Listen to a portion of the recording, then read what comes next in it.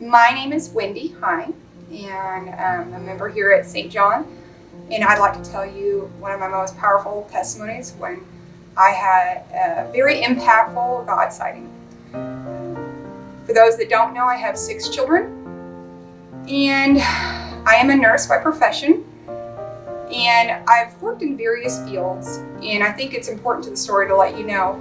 I had just had a baby. I think it was number 5, and I decided to stay home. And previously, before I stayed home, I was working in women's health, doing some newborn nursery NICU care.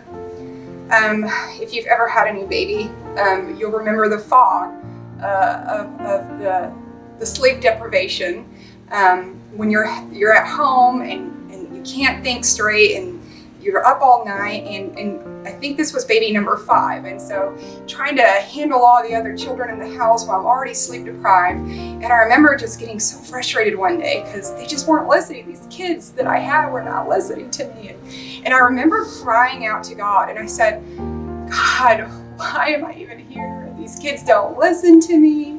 What is my purpose? Lord, I want to feel like I have a purpose. Use me, Lord. And I'll just warn anybody out there, some caution on ever putting those words out there to the Lord, because boy did He answer that day. I remember after calling out and kind of crying a little bit, I had a moment where I wiped my tears and I said, well, we just got to get out of this house. And so I scheduled some tickets the very next morning to take the kids to the Thomas the train there in Grapevine, and figured, you know what, let's just get out of the house. We're going to go ride the choo-choo train, and we'll just get the first tickets that morning, and we can get home by nap time, and we'll all just get out and have a good time. So I got us up and ready to load our train ride, and the very next morning, and of course, right as we line up to the train, someone had to use the restroom. Never mind that we had gone before we got in the line, but it was an emergency nonetheless. So we gathered my ducklings and headed off to the restroom. And if you've ever had children, you'll know that the more you rush them, the more they dawdle. And so it was very frustrating because I'm trying to get them back up because those tickets were not cheap. And come on, we're going to miss this train, and getting them all toileted, and then they're playing in the water, and I'm just so frustrated. But as we're walking out the bathroom, I saw a mother come in. And this mother was carrying her newborn infant in a wrap, one of those fabric wraps. She had a toddler attached to her hand, and my guess is her mom was with her. She went to use the restroom, and she passed her toddler off to her mother. Right as I'm leaving, just right as I'm leaving, if you think about the time that God put me in that restroom, I hear this blood-curdling scream. This mom opens the stall door to the restroom, and she is frantically trying to grab out the baby out of this wrap. She pulls up this gray baby and holds it into the air. And she just screams, and she runs in circles. People do that, and unfortunately in my profession I've seen it quite a bit. And I was able to call her out of that, and in that moment tell her, stop, stop, stop. I'm a nurse. Let me help you. I need your baby. And for that mom, in that moment, to give her trust to me was so powerful. I take the baby, who, now I know, after the fact, was only 10 days old. And I lay my own baby down on the bathroom floor, and I tell grandmother, go call 911 and see if you can go find an AED. The baby was gray. He had asphyxiated himself or suffocated himself. We all know that babies can move their necks when they're born, but they don't have full control. And I think Mom had placed him in there, and sometime with just wrestling and walking about with her toddler, he had moved and he had suffocated. We know when they're about that color, you only have a small window to get him back. So I took the baby and I looked at him, and it was a high pressure scenario. I was not in the hospital setting. I didn't have any support staff to help me. I was waiting on EMS to arrive. And of course, there's a crowd gathering. So high pressures, right? He had some facial deformities, and he was really young.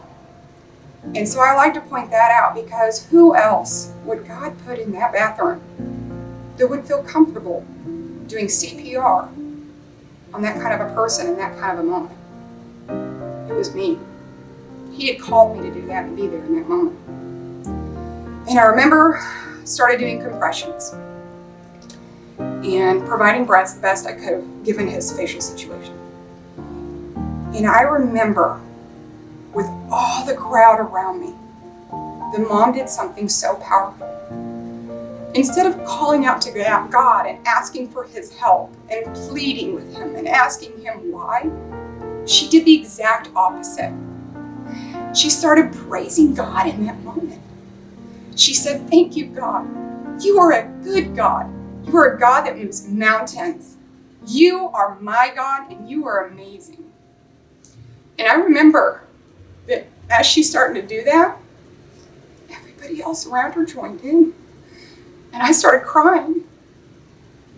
When God is there in those moments, I pray that if you ever have a moment like that he is there with you and you can feel him, because I felt him. We all felt him in that moment. And I also felt a little bit of pressure, I'm not gonna lie, like, oh, this better work. And you know what? It did, it answered it.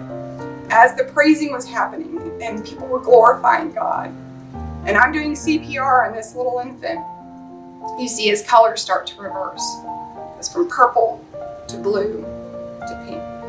And just as he turns pink, I hear a cry and his heartbeat resumes. And of course, that's about the time that EMS shows up. I still follow Mom on Facebook, and his name is Baby Oliver, and he spent a week in the hospital doing further testing. And I'm happy to report that God answered every praise and prayer that day. Baby Oliver is leading his best life ever. He has no complications from that incident. God is amazing. And I remember it took me a couple days to recover. And I was able to get on the train after that. And the staff, they held the train for us. People sometimes ask me, did you ever make the train? Yeah, they held it. And we got our own cabin. And they played with the kids so I could kind of recoup. And the first thing I did is I went to the Bible and I read Ephesians, where he talks about the plans that he has for you. And of course, that's the verse that opened up. So God used me that day. And I'm so grateful and I'm so moved. And I'll never forget it. And I'm sure that Mom and that family won't either. And to be in that moment when all that happened, it was truly amazing.